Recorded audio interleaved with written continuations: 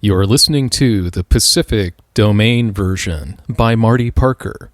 Copyright Marty Parker, 2024. All rights reserved. Mark, chapter 3. Once again, Jesus entered the synagogue, and a man with a withered hand was there. And they watched him, whether he would heal him on the Sabbath day, that they might accuse him. Then Jesus said to the man with the withered hand, "Stand up among us." He said to them, "Is it lawful on the Sabbath day to do good or to do harm, to save a life or to kill?" But they were silent. When he had looked around at them with anger, being grieved at the hardening of their hearts, he said to the man, "Stretch out your hand." He stretched it out, and his hand was restored as healthy as the other.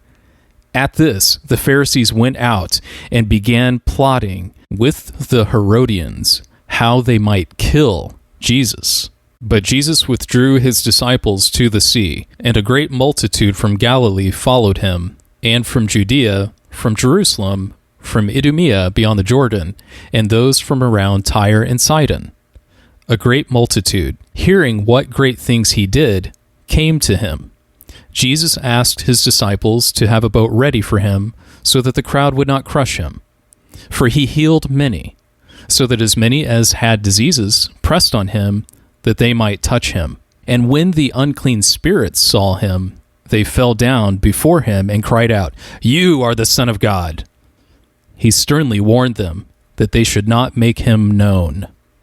Then Jesus went up on the mountain and called for those he wanted, and they came to him. He appointed 12, that they might be with him, and that he might send them out to preach, and to have authority to heal sicknesses, and to cast out demons.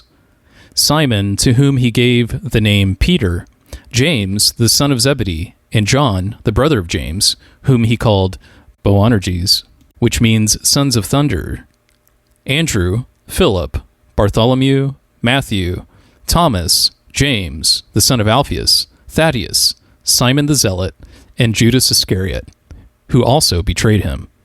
Then he came into a house, and once again a crowd gathered, so that he and his disciples could not even eat.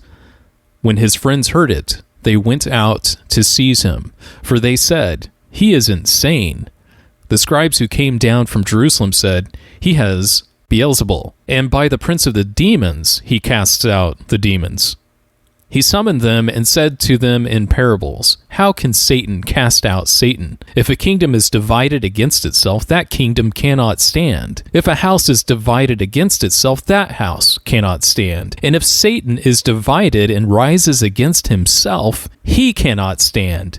His end has come. But no one can enter into the house of the strong man to plunder unless he first binds the strong man. Then he will plunder his house. Truly, I tell you, the sons of men will be forgiven all sins and blasphemies, as many as they utter. But whoever blasphemes against the Holy Spirit will never be forgiven. He is guilty of eternal sin." Jesus made this statement because they were saying, "He has an unclean spirit." His mother and his brothers came, and standing outside, they sent to him, calling him. And a crowd was sitting around him. "Look," he was told, "your mother and brothers are outside, asking for you."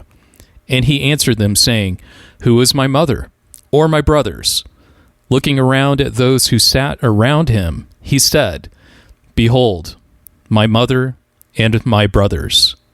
For whoever does the will of God is my brother, my sister, and mother."